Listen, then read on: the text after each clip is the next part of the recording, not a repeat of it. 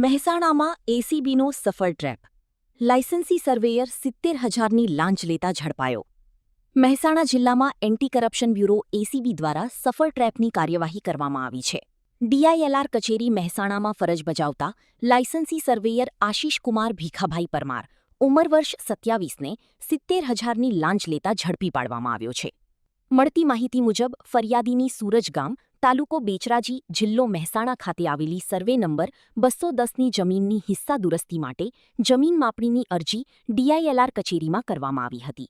આરોપીએ જમીન માપણી કરી માપણીની શીટો સબમિટ કરવા માટે 1,90,000ની લાંચની માંગણી કરી હતી. રિપોર્ટ વિક્રમસિંહ ઝાલા, અમદાવાદ.